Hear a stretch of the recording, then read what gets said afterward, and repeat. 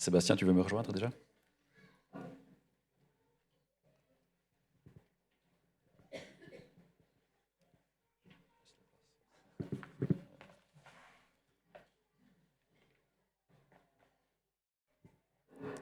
Je vais prier pour toi avant le message. Seigneur, on veut te remercier pour ce culte, te remercier pour Sébastien qui nous apporte le message ce matin, te demander de le bénir, de lui donner toute autorité, de lui donner toute liberté, de l'inspirer pour ce qu'il va nous apporter ce matin, Père, s'il te plaît. Et rends-nous aussi attentifs à ce que tu veux nous enseigner ce matin, Seigneur. Ouvre nos cœurs à ta parole, je t'en prie. Amen. Alors, est-ce que ça marche, le micro, là? Ouais, ça a l'air bien aller. Bonjour à chacun. Ça fait plaisir de prêcher une fois. Moi, je prêche une fois par année, hein, c'est pas...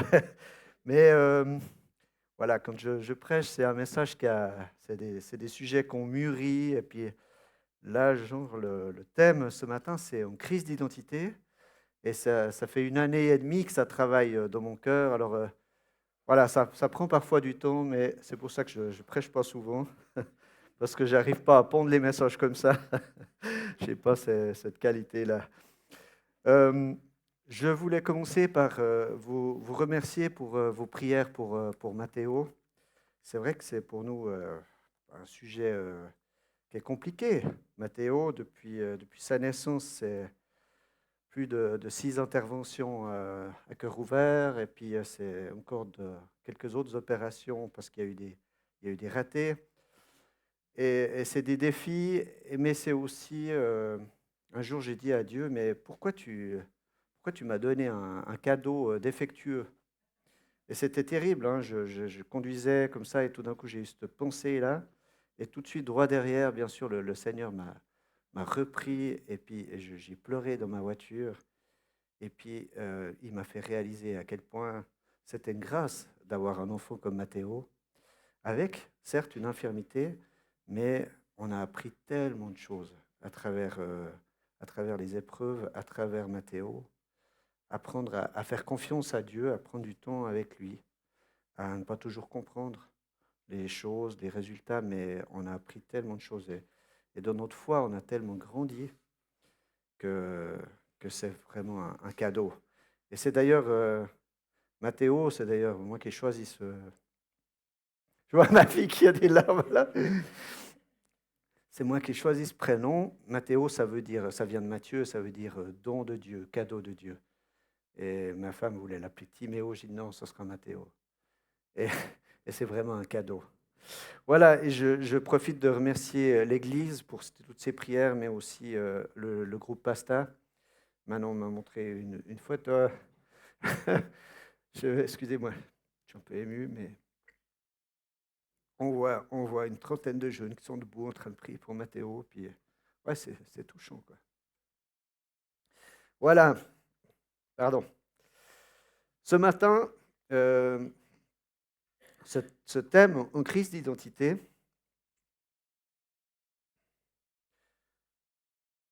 c'est quelque chose que je vous ai dit tout à l'heure ça fait 1 année et demie que j'ai sur le cœur, parce que en fait, j'ai réalisé il y a 1 année et demie, on m'a demandé pour aller faire mon témoignage à Pasta.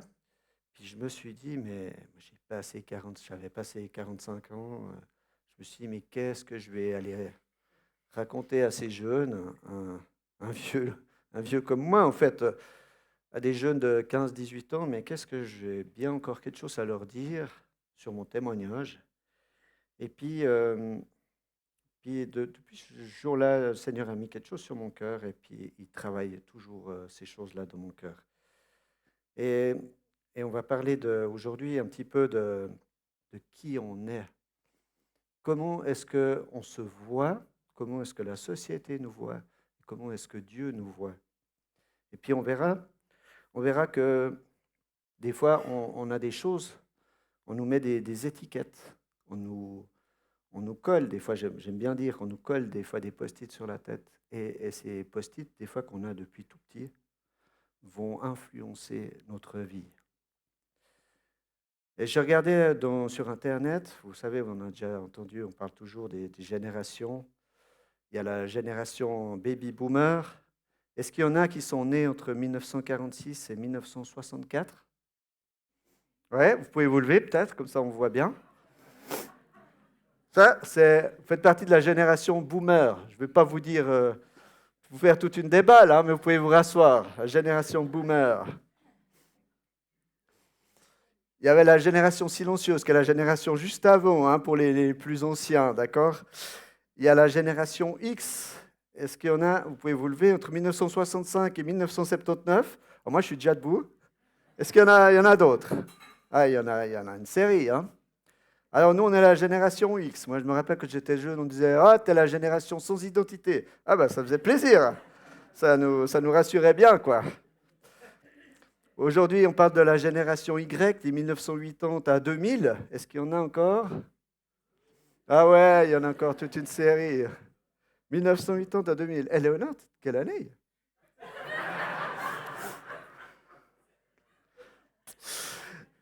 Et il y a la génération Z à partir de l'an 2000. Je pense qu'il n'y en a aucun là, ou bien... Si! Si, bah, il y en a encore. C'est là qu'on se dit que ça... Ah oui, bah oui, oui, forcément. Il y en a aussi, des jeunes pastas. Voilà, et toutes ces générations. Et puis, les humains, en fait, j'ai réfléchi un petit peu, mais les humains, on aime bien comparer, on aime bien créer des catégories, vous voyez, des groupes de personnes, des groupes de genres. Et ça, et toutes ces choses-là, en fait, c'est défini par des règles, par des coutumes. Il y a les personnes de couleur, hein, bien sûr. On est blanc, on est noir, on est jaune, on est comme vous voulez, mais il y a aussi la culture du catholicisme, du protestantisme, et puis aussi, bien sûr, il y a les autres religions qui viennent se mettre là. Et tout ça, ça nous met des étiquettes, en fait. Si tu nais à Fribourg, tu es d'origine catholique. Et c'est comme ça. Et puis, il y a ces étiquettes aussi de genre, homme, femme, enfant. Alors, elles sont bonnes, mais à quelque part, des fois, elles nous cataloguent. Et on doit faire attention dans quelle catégorie on va ranger les choses. On peut être aussi de nationalité, française, juive, américaine, anglaise ou africaine, ou je ne sais quoi d'autre. Il y a aussi la catégorie des riches, des pauvres. Et puis, il y a une image qu'on aimerait mettre. Il y a aussi beaucoup, moi je vois avec mes collègues de travail, ils sont toujours étonnés que je sois du bélier. Alors, je pense que le signe astrologique bélier ne doit pas correspondre à mon caractère, n'est-ce pas? Je ne sais pas si ça va venir. Je vais vous montrer une image, c'est une image d'Alain Andersey. Vous savez, Alain Andersey, il fait de la BD. C'est quelqu'un que j'apprécie beaucoup. C'est quelqu'un à l'école qui, voilà, lui était catégorisé dans les nuls parce que l'école ne l'intéressait pas. La seule chose qu'il savait faire, c'était dessiner. Alors, est-ce qu'on arrive un peu à l'agrandir? Alors, je vous lis, hein, c'est un gars donc qui part, il est toute bonne humeur, il part le matin, et puis il est vraiment heureux, quoi. Il commence sa journée, puis il tombe sur un magazine, puis il commence à lire son signe astrologique. Lui, il est du signe du pigeon. Et puis il dit, aujourd'hui, vous aurez une journée de merde. Et puis on le voit, il repart en bas, là, tout dépité, quoi.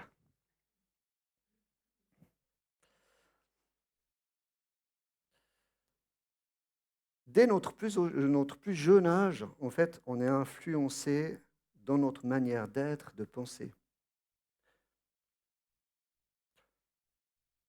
Mélanie, tu peux te lever? Les filles, souvent, quand on est petit, on les habille en rose. Hein? Manon, tu peux te lever? Alors, je ne sais pas si vous voyez, mais elle a une robe bleue, Manon. Elle a fait exprès, hein.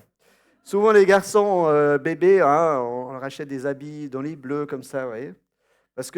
Pourquoi? Peut-être parce que pour bien qu'on voie que c'est une fille ou un garçon. C'est vrai que des fois, moi, je me suis trompé, hein. Je dis, ah, il est joli, ce garçon. C'est une fille. Ah mince! Ah ouais, parce que je me suis fait avoir par la couleur du vêtement, ouais. Ça arrive. Mais on est aussi catalogué dans les choix de nos jouets. Des fois, hein, voilà, le garçon, on leur achète le tracteur, la fille, on va lui acheter la poupée. Et on ne fait pas exprès de faire ces choix-là. Et ils ne sont pas forcément mauvais. Mais n'empêche que depuis tout petit, on nous met des étiquettes, on nous colle des choses. Et ces étiquettes, parfois elles sont bonnes, parfois elles sont mauvaises. Et Dieu, lui, même s'il fait bien une différence entre l'homme et la femme, il a créé l'homme et la femme avec des organes différents, ça, c'est incontestable, hein.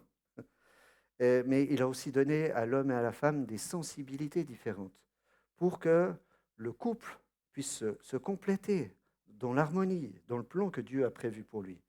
Mais souvent, les êtres humains, on a tendance à aller dans les extrêmes. Et aujourd'hui, on le voit bien, on va dans des extrêmes pas possibles, où on veut carrément enlever les genres, où certaines personnes sont tellement perdues dans leur identité qu'elles ne savent plus si elles sont un homme ou une femme. Et on en est là aujourd'hui.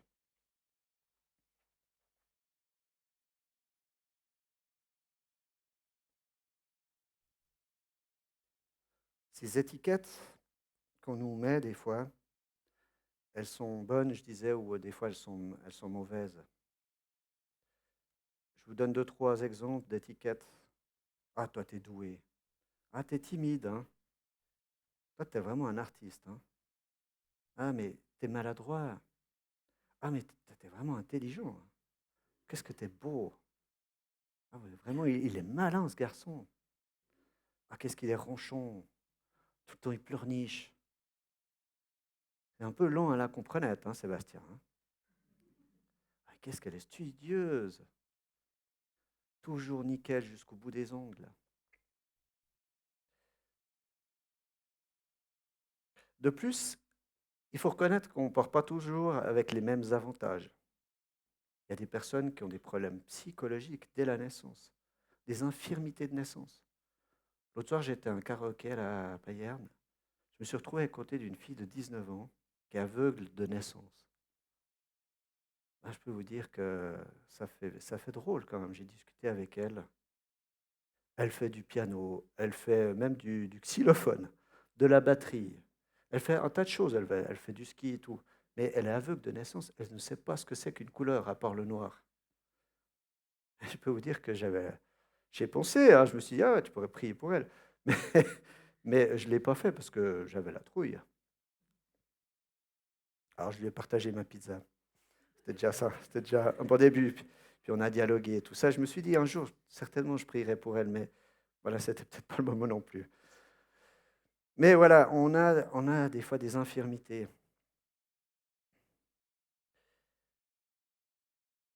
Des fois, on fait partie d'une famille aisée ou moyenne, ou on peut naître aussi dans les bidonvilles. Et puis, on part pas avec les mêmes chances dans la vie, en tout cas pas au niveau de la société. Ça, c'est une réalité. Et puis, on peut avoir des rêves. Moi, je suis un petit garçon là qui est du Sri Lanka, et puis avec compassion là. Puis lui, son rêve, c'est le foot, quoi, devenir footballeur professionnel. Et alors, c'est super. J'ai mon petit voisin aussi qui veut devenir footballeur professionnel. Et je crois que des fois, on nous met on a des rêves à cœur depuis tout petit. Perso, moi, je sais pas, je me rappelle pas avoir un rêve à cœur depuis tout petit, mais peut-être certains d'entre vous ont eu des rêves petits, et puis des fois, ces rêves, on les met en pratique, mais des fois, on les laisse s'enfuir par un tas de choses qui les recouvrent, par les soucis de la vie, par le stress, par le travail, par plein de choses. Et puis, des fois, on se laisse ces rêves dans un tiroir, découragés. Et puis c'est dommage.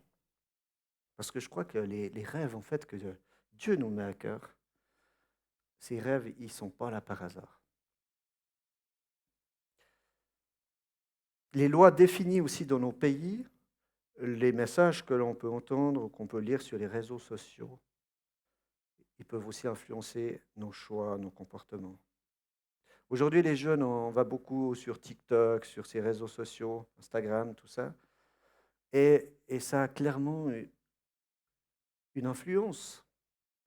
Aujourd'hui, nous, les chrétiens d'aujourd'hui, on ne pense plus forcément comme les chrétiens en 1940 ou 1950. Ceux qui font partie de la génération, je vous ai dit quoi là, la génération baby boomer, vous avez certainement vu qu'il y a un petit peu une évolution, un petit peu peut-être, des fois dans le bon sens, des fois pas, par rapport aux gens. On vient un petit peu plus, comment dire, plus tolérant parfois.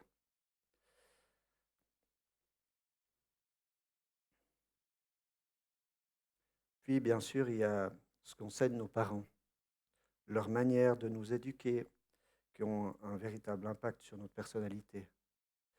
Personnellement, j'avais des parents qui étaient endettés, et du coup, ils travaillaient 7 jours sur 7, tous les deux. Du coup, mon éducation, en fait, ça a été fait par des jeunes filles au père. Alors, elles faisaient ce qu'elles pouvaient, mais c'était des filles de 17, 19 ans. Ce qui fait, en fait, que moi, je n'ai pas eu vraiment un cadre dans mon éducation. Et aujourd'hui, en fait, je suis papa, 3 enfants, et je dois donner un cadre à mes enfants, des responsabilités. Et ça pose problème. Ça pose problème dans mon couple, ça pose problème avec mes enfants, parce que j'ai manqué un petit peu d'avoir ce cadre. Et peut-être pour vous, pour d'autres personnes, eh ben, c'est des choses aussi différentes. Mais c'est des choses qui ont un impact sur notre vie personnelle et aussi un impact sur votre vie familiale, sur nos relations avec les autres.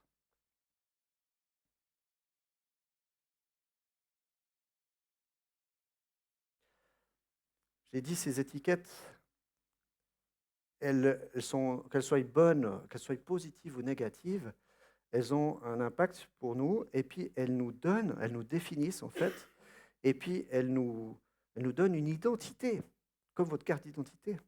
Elles nous donnent une identité, une personnalité. Et la question c'est, est-ce que le résultat de cette personnalité, elle te correspond vraiment? C'est ça la question qu'on se pose ce matin. Est-ce que l'identité que j'ai ou que je crois avoir, est-ce que les étiquettes que j'ai acceptées ou que j'ai fini par accepter, est-ce qu'elles me correspondent vraiment et est-ce que c'est vraiment la personne que je veux être?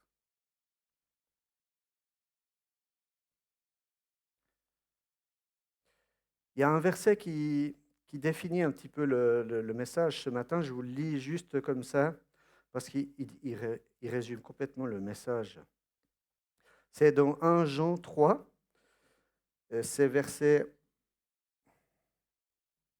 je voulais le lire au début, verset 1 à 3.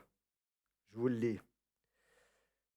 Voyez quel amour le Père nous a témoigné pour que nous soyons appelés enfants de Dieu. Et nous le sommes. Si le monde ne nous connaît pas, c'est qu'il ne l'a pas connu. Bien-aimés, nous sommes maintenant enfants de Dieu, et c'est ce que nous serons, et ce que nous serons n'a pas encore été manifesté, mais nous savons que lorsqu'il paraîtra, nous serons semblables à lui, parce que lorsque nous le verrons tel qu'il est, pardon. Quiconque a cette espérance en lui se purifie comme lui-même est pur. Jean, c'était un des disciples, et puis il avait compris une chose, un des disciples de Jésus, il avait compris qu'il avait une nouvelle identité. Cette nouvelle identité, c'était qu'il était devenu enfant de Dieu. Est-ce que j'ai lu assez jeune à Pasta, il y a 1 année et demie, quand j'ai fait mon témoignage, j'ai commencé par ces versets du psaume 139. C'est le roi David qui parle, premier roi d'Israël, enfin non, pas le premier, le deuxième roi d'Israël qui lit ces versets, qui a écrit ces versets, pardon. Psaume 139, 13 à 16.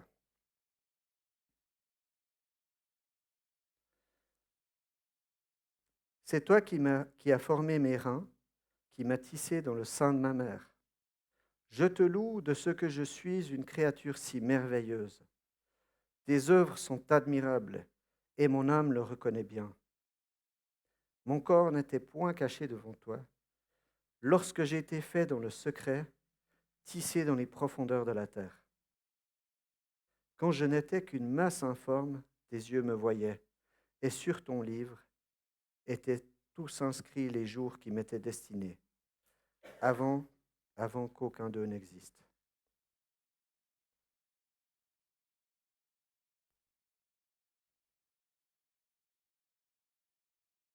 Tu peux mettre l'image de François, s'il te plaît?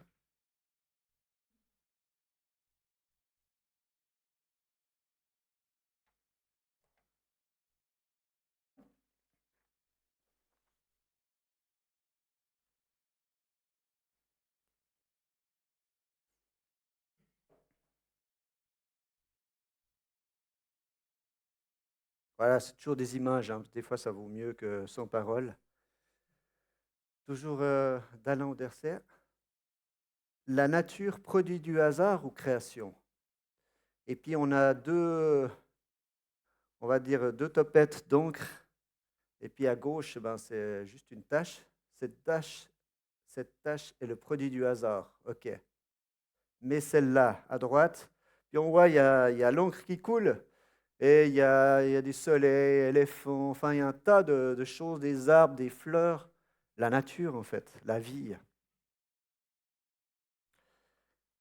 Et c'est exactement ça, en fait. La vie sur Terre n'est pas le fruit du hasard. Et nous, et toi, on n'est pas le résultat d'un spermatozoïde, de la rencontre d'un spermatozoïde et d'un ovule. Ça, c'est que le début du processus. Dieu t'a conçu dans le secret. Il t'a voulu. Il t'a défini. Il a défini ton identité. Il a défini tes dons. Il a défini tes qualités qui font de toi une personne unique, telle que tes empreintes digitales. Et il a déterminé un début et une fin pour ta vie. On l'a chanté tout à l'heure. Hein. On l'a chanté tout à l'heure. J'ai juste relevé une phrase là. Pour moi, tous ces chants résument le message. Merci encore à l'équipe de louanges, hein, parce que c'est vraiment ces paroles qu'on a chantées tout à l'heure, du premier cri au dernier souffle.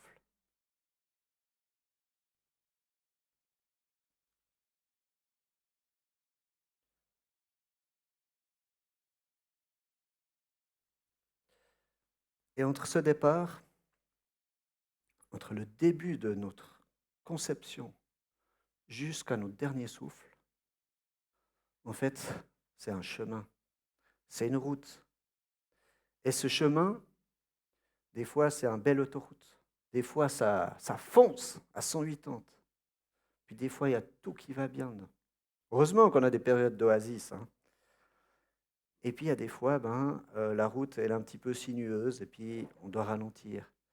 Puis des fois, on doit tellement ralentir qu'on se retrouve couché sur un lit parce qu'on est malade ou éprouvé par des situations. Et puis ça, c'est des chemins rocailleux, c'est des montagnes à traverser, c'est des tempêtes. Et puis on a un choix. On a un choix, parce qu'on a tous le choix. On a le choix de choisir de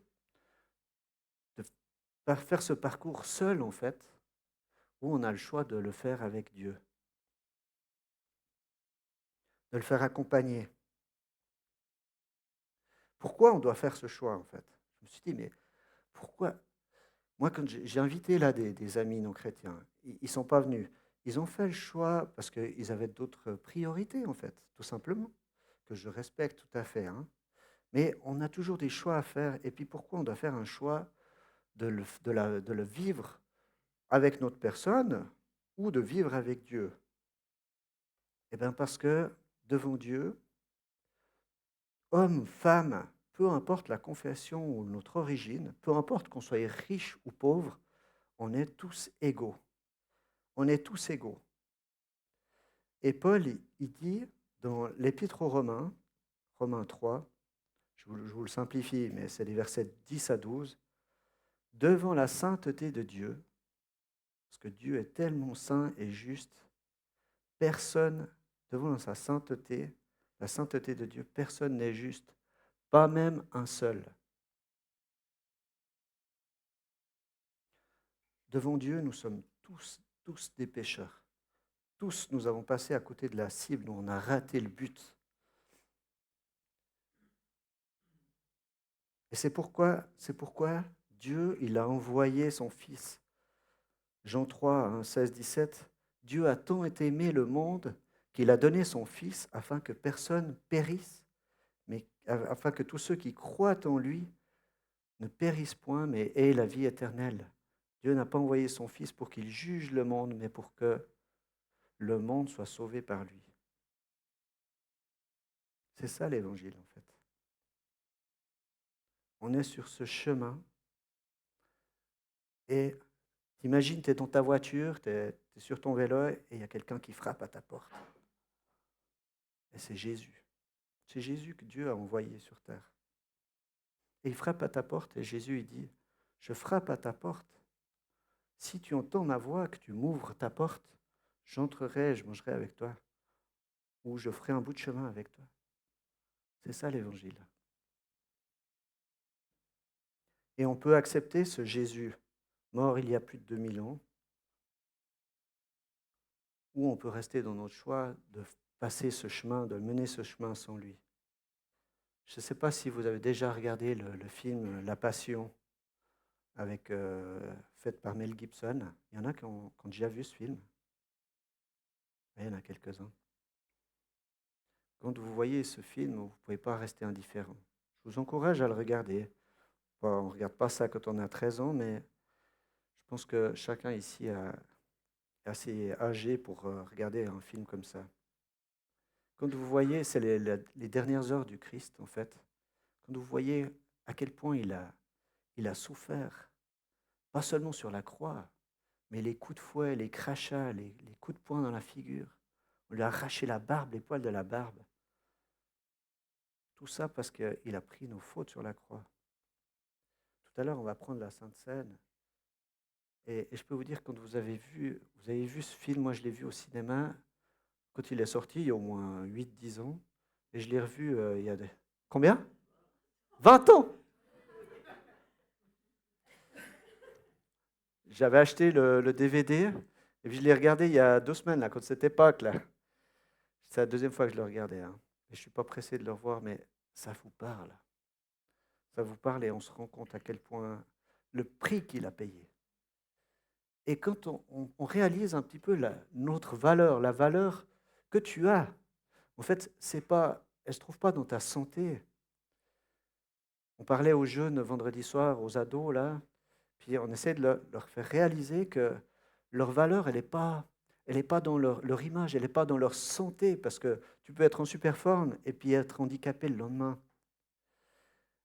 Elle n'est pas dans tes richesses, elle n'est pas dans tous tes biens, en fait. Mais la valeur que tu as, elle dépend, en fait, du prix payé à la croix. Et le prix payé à la croix, il était énorme. Et c'est pour ça que nous sommes d'une grande valeur.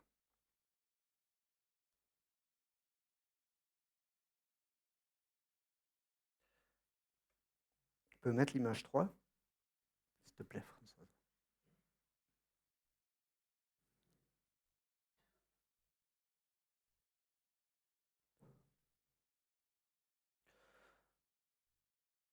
J'essaierai de ne pas faire trop long. Je n'ai pas regardé à quelle heure j'ai commencé, mais vous savez que Suzanne me disait qu'en Afrique, les messages, le culte, ça dure en tout cas 3 heures. Et puis, il y a des personnes qui passent dans les corridors comme ça.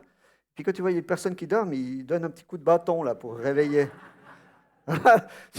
Elle me disait ça tout à l'heure. Je dis, bon, j'espère qu'il n'y aura pas besoin de mettre des coups de bâton. Hein. Allez voir cette image-là, de nouveau, Alain Anderset.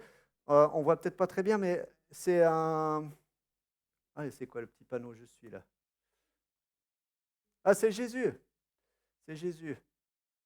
Il y a la direction de Jésus, là. Il dit, wow, tu peux choisir le chemin avec moi, là.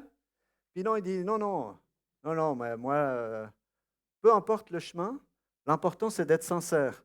Et puis il est en train de se diriger, puis malheureusement, il y a un précipice. C'est con, hein, mais... mais voilà, l'important, c'est d'être sincère. Il y avait une autre image aussi, c'est un aveugle qui marche. Puis il dit quoi? Il dit, moi, je crois que ce que je vois.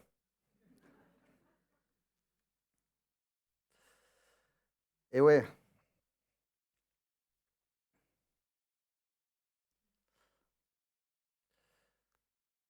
On peut croire que ce qu'on voit, on peut vivre dans le déni, en fait. Mais aujourd'hui, il y a des quantités de témoignages, même si on ne voit pas Dieu, même si Jésus n'est pas là, assis à côté de toi, il y a des quantités de témoignages sur Internet de personnes qui sont mortes et qui sont revenues à la vie, qu'on fait un petit passage dans l'enfer ou qu'on fait un passage au paradis. Et ces choses-là, c'est des témoignages, c'est des personnes qui ont vécu ces choses-là. Elles étaient cliniquement mortes. Et il y en a parfois dans les églises. Hein. Il y en a plusieurs à l'église à Mulhouse. Mais moi, j'ai un ami pasteur à Saint-Yor, dans son église, son petite église de 50, 60 personnes. Ben, il a aussi un gars qui est mort et ressuscité dans son église. Quand il vous fait son témoignage, je peux vous dire que ça vous interpelle. Hein. Il y a aussi des exemples comme Loren Cunningham. Lui, Loren Cunningham, il est mort le 6 octobre 2023, c'est pas vieux. Hein. Il a consacré sa vie à réaliser le rêve que Dieu avait mis sur son cœur. Jeunesse en mission. Il y en a qui ont fait jeunesse en mission ici. Levez les mains bien haut. Ouais. Qui sont partis sur des centres de formation. 600 centres de formation. 1200 points d'évangélisation. Dans plus de 180 pays. Ce gars, ils ont acheté des bateaux. Mercy Ships, ça s'appelle, hein, Mercy Ship. Des bateaux, des énormes bateaux pour aller soigner les malades, les Africains, tout ça. Ces bateaux, ils naviguent sur les mers. Celui qui est médecin, il peut aller quelques mois sur un bateau comme ça. Je crois qu'il faut savoir quand même l'anglais. Quand vous lisez, je suis en train de lire son livre, là, de relire son livre. Mais quand vous voyez le parcours de vie de cet homme, c'est impossible de nier que Dieu existe. C'est impossible. Et puis, on peut être dans le déni, on peut refuser de voir, refuser de croire. Ça, c'est un choix. Mais personne ne peut nier qu'un jour il va mourir. Et il y a un tas de gens qui sont dans le déni de la mort. On évite de parler de la mort, on évite ce sujet parce que ça fait peur, parce que ce n'est pas un sujet très drôle. Mais en attendant, on va tous mourir un jour et on sera tous un jour devant Dieu, devant le jugement. Ce jour, il arrivera et c'est certain. Et à ceux qui ont fait le choix d'accepter Jésus-Christ comme sauveur, eh bien, ce sera mieux. En fait, au ciel, il n'y a que deux catégories. Ici, il y a plein de catégories. Hein. On l'a vu tout à l'heure. Mais au ciel, il n'y a que des pécheurs. Il y a les pécheurs qui ont refusé Dieu. Et il y a les pécheurs qui ont accepté Jésus, qui sont sauvés par grâce. Pas d'autres catégories. Même pas mâle, femelle.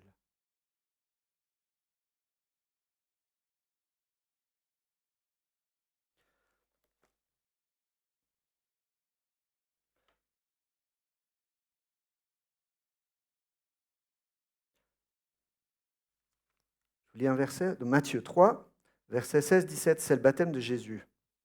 Ah tiens, David. Il y a des baptêmes cette année, bien. Hein? C'est quand la date? Parce que je ne suis pas sûr que Manon t'a demandé. Hein?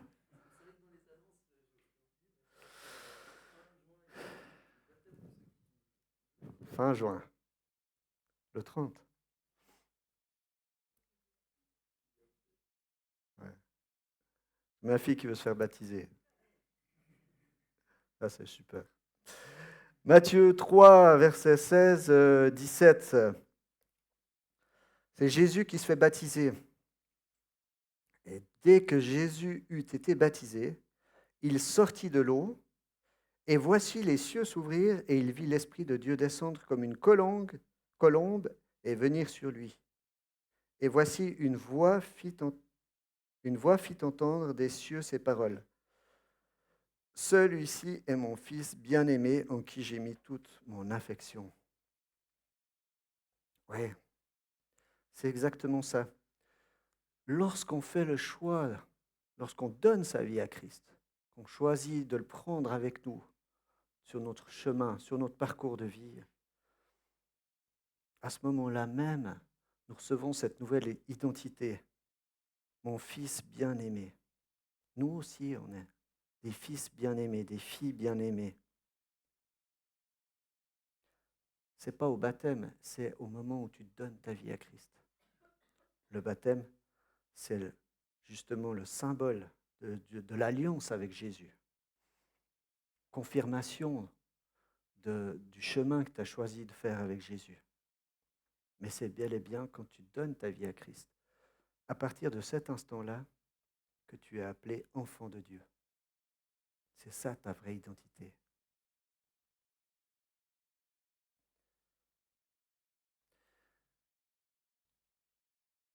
Et pour comprendre notre identité, pour apprendre à nous connaître et à connaître Dieu, en fait, ça se fait dans le secret. C'est pas en écoutant la radio tous les matins ou des CD de louanges, de la musique toute la journée. C'est pas en écoutant des messages 24 heures sur 24. Je dis ça parce que des fois, on est complètement tout le temps occupé. Vous voyez, l'esprit tout le temps occupé, activisme, activité, activité. Et des fois, on se trompe. Pourquoi on fait tant de choses? Pourquoi on ne prend pas du temps de silence, du temps pour écouter? Peut-être parce qu'on n'a pas envie de voir nos étiquettes. Peut-être qu'on n'a pas envie de voir nos problèmes relationnels. C'est possible. Je n'ai pas la réponse ce matin à cela parce que ça peut être... il peut y avoir des réponses différentes. Mais Jésus nous dit une chose dans Matthieu 6, verset 6, il dit, « Mais quand tu pries, entre dans ta chambre, ferme ta porte et prie ton Père qui est là dans le lieu secret. Et ton Père qui voit dans le secret te le rendra. » Entre dans le lieu secret. Ouais, c'est ça les amis, dans le lieu secret. Ce lieu secret, ce n'est pas forcément ta chambre à coucher, ça peut être ton bureau, ça peut être dans la forêt, ça peut être dans ta salle de bain. Mais c'est un endroit que tu vas protéger. Tu vas protéger, que tu vas mettre à part. C'est un endroit où tu vas être dans le silence avec Dieu, sans forcément de la musique, de la louange. Un temps où tu écoutes. Martin, il a dit tout à l'heure, « Ah, j'ai une semaine, j'étais fatigué, tac, tac, trop de choses. » Et il a pris un instant pour la louange. Il n'avait pas le choix. C'est lui qui... Non, je te taquine. Mais oui, c'est ça le problème, c'est que des fois, on passe beaucoup de temps à faire un tas de choses. Que ce soit dans l'éducation de nos enfants, préparer à manger, cuisiner, ranger. Enfin, le travail nous prend beaucoup de temps aussi. Mais si tu veux vraiment connaître ton identité, savoir qui tu es, eh ben, c'est important de passer du temps avec Dieu. Parce que c'est lui-même qui t'a créé, qui m'a créé. C'est lui-même qui peut nous révéler les plans qu'il a pour nos vies. Parce qu'il ne nous a pas seulement fait naître, il a conçu, il a prévu des plans pour notre vie, des projets de joie et de paix. Et c'est dans ces temps de silence, en fait, que Dieu peut nous parler. Des fois, on dit « Ah, mais Dieu ne me parle pas, Dieu ne me parle pas. » Mais c'est normal. Parce que si tu ne prends pas de temps pour l'écouter, lire 2, 3 versets, puis après, tu médites, tu réfléchis. Prendre le temps de voir où on en est. Dans ton couple, dans ta relation avec les amis, dans ton travail. Prendre du temps dans le silence. Le roi David, lui, c'est un bon exemple. Jeune blond, la Bible, elle nous dit que c'est un petit jeune blondinet, fils de Jetsé, de la tribu de Juda. Il avait 7 frères. Il avait aussi des sœurs, certainement, hein. Aussi une maman. Et puis, ce qu'on sait de la Bible, c'est qu'il était berger. Il gardait les moutons. Et à un moment donné, Dieu a choisi de le mettre en lumière. C'est-à-dire que tout d'un coup, il y a les caméras du ciel qui sont fixées sur lui. Il avait environ 17 ans. Et là, Dieu dit à Samuel, le prophète de l'époque, hein, il dit, vas-y, je veux que tu oignes le nouveau roi que j'ai choisi pour remplacer Saül. Et puis c'est un des fils de Jessé. Alors il va voir Jessé, il lui dit, voilà, il y a un de tes fils que Dieu a choisi pour être roi. Et Jessé, hop, il fait passer ses fils les uns derrière les autres. Il commence par le plus balèze, le plus grand. Et Samuel, il dit, oh, c'est certainement celui-là que Dieu a choisi. Et non, c'est pas lui. Et le deuxième, et le troisième, et le quatrième, et le sixième, et le septième. Et puis, à un moment donné, Samuel, il dit, mais est-ce que tous tes fils sont là? Puis il dit, non, non, il y a encore le petit David, il garde les moutons. Ah ben, je dis, ben, Samuel, il dit, ben, va le chercher, c'est lui. C'est lui que Dieu a choisi. Pourquoi? Parce que Dieu, il regarde au cœur, alors que l'être humain regarde à la prestance. Hein, comme on dit ce verset, l'homme regarde à ce qui frappe les yeux, et Dieu regarde au cœur. Et c'est ce berger que Dieu choisit. Et nous, on connaît tous David et Goliath. Hein. Mais en fait, l'histoire de David, elle ne commence pas avec le combat contre Goliath. Non, non, non. Elle commence le petit berger qui a grandi, qui a gardé les moutons. Et c'est un processus. Et dès la naissance de David, David l'a bien compris, hein, c'est Psaume 139, dès sa naissance, Dieu l'a préparé. Il l'a préparé pour devenir roi. Il l'a préparé pour battre Goliath. Et si David a été oint vers 17 ans et il a régné sur tout Israël à 30 ans, 13 ans plus tard. 13 ans plus tard parce que il y a eu tout un processus. Et j'aimerais vous dire que c'est pareil pour nous, en fait. Notre vie, c'est un processus. Une grossesse, c'est 9 mois. 9 ou 10? 9, hein? Ouais, il y a toujours le nombre de semaines, des fois je suis perdu. 9 mois. La vie de Jésus, en fait, on en parle de Jésus, mais on parle quoi? De sa naissance, la confirmation à 12 ans, et puis plus rien jusqu'à ses 30 ans. On ne sait pas, on ne connaît rien de son adolescence. Et c'est seulement de 30 ans à 33 ans, jusqu'à sa mort, en fait, que la plupart, 95% des évangiles parlent de ça, c'est-à-dire 10% de sa vie. C'est un processus. Jésus, il a passé beaucoup plus de temps dans le silence, dans le secret, qu'en fait devant les hommes. Ce n'est pas ça qu'on met en avant aujourd'hui, mais c'est important. Quand David il est arrivé devant Goliath, il n'avait pas peur de Goliath. Pourquoi? Parce que déjà, il avait déjà tué des lions et des ours pour protéger ses brebis. Et puis que ce n'est pas lui qui allait amener la victoire, c'était la victoire de Dieu, de l'Éternel. Parce que Goliath, qui faisait plus de 3 mètres, il se moquait de l'armée de Dieu. Il se moquait du peuple d'Israël. Et c'est comme ça, c'est en venant comme ça devant Goliath qu'il a dit, mais Dieu nous donne la victoire, elle est à l'Éternel. Et puis aujourd'hui, je vais te tuer. Et puis, les droits derrière, il lui coupe la tête. Et il est venu avec un bâton et une fronde. C'était les armes du berger, le bâton et la fronde. Et Goliath, il a dit, mais pour qui tu me prends? Tu me prends pour un chien pour venir te battre avec moi avec un bâton. C'est ça que Goliath lui a dit. Et David, il savait qui il était. Son identité, il la connaissait. Il savait qui était son Dieu. Et il était courageux. Et Dieu a des plans pour nous.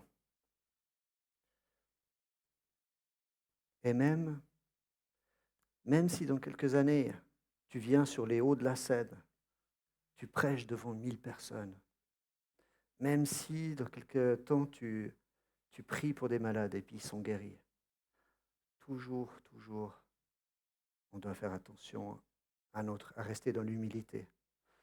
Je crois que c'est ça qui fait qu'aujourd'hui, on voit peu de guérisons, peu de miracles. C'est parce que tant qu'on n'a pas compris qu'on doit prendre du temps avec Dieu, plus on prend du temps avec Dieu, plus on est humble, parce que plus on réalise qui il est.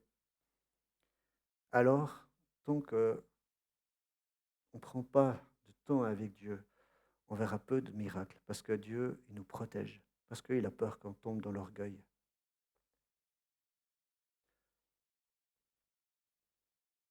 David, aussi extraordinaire qu'il a été, il n'a pas fait que des bonnes choses. Un jour, il était sur sa terrasse, dans son palais, là, sur sa terrasse qui dominait toutes les maisons, là, son building. Et puis d'un coup, il voit la voisine, la petite voisine, là, qui se baigne, toute nue. Puis il fait quoi? Il la mate. Il la mate. Et puis, je pense pas qu'il y avait sa femme ou ses femmes à côté de lui, non. Non, il y avait juste peut-être son serviteur. Puis il lui dit, mais c'est qui cette femme-là? Ah, c'est Bethsabée, l'épouse de... Moi, je ne sais plus comment il s'appelle maintenant. Comment? Uri. Uri. Hein. Il savait qu'elle était mariée, mais il fait quoi? Il l'appelle pour coucher avec elle. Hein. Et puis après, il a encore voulu cacher son péché, parce que bien sûr, Bethsabée, elle était enceinte. Elle est tombée enceinte juste après. Et puis, ce n'était pas son mari, parce que son mari était tout le temps au combat, et puis il dormait dans les tentes avec les autres guerriers. Et si vous lisez toute l'histoire, vous verrez que David a essayé de manigancer des choses. Pour finir, elle s'est fait choper, quoi. Ce que je veux vous dire, c'est que on doit rester vigilant. Aujourd'hui encore, il y a des pasteurs qui quittent femmes et enfants, qui font des choses mauvaises. Il n'y a pas que les curés, hein. Il n'y a pas que dans l'Église catholique quand il y a des choses terribles. Puis on n'est pas là pour juger ces personnes, mais on est là pour se dire qu'on doit rester vigilant avec ces choses-là. Ça, c'est super important. Et c'est pour ça, les amis, que prendre du temps avec Dieu, c'est apprendre l'humilité, c'est apprendre à se connaître, c'est apprendre à connaître Dieu, le plan qu'il a pour nos vies. Et David, il a dit dans toujours ce psaume 139, on arrive au bout, j'arrive à la fin, dans les versets 23 et 24, sonde-moi, ô Dieu, et connais mon cœur. Éprouve-moi et connais mes pensées. Regarde si je suis sur une mauvaise voie et conduis-moi sur la voie de l'éternité. Je crois qu'on doit faire ça régulièrement, demander à Dieu qu'il sonde nos cœurs, qu'il vienne avec une caméra à l'intérieur de notre âme, de notre cœur, voir s'il n'y a pas des maladies, voir s'il n'y a pas des choses à régler, à corriger, des demandes de pardon à faire. Sonde-moi, ô Dieu. J'aimerais qu'on ferme les yeux un petit instant.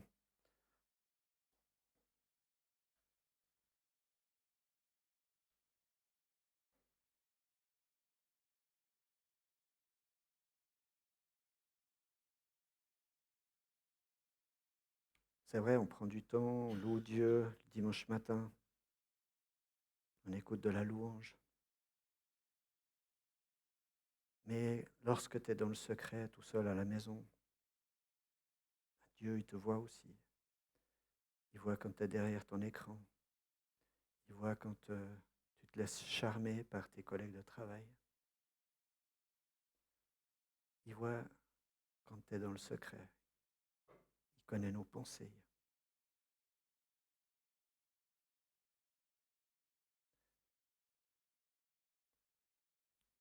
Seigneur, il nous invite ce matin vraiment à laisser nos étiquettes, nos masques de côté. Il nous connaît par cœur. Il sait exactement qui on est au fond de nous.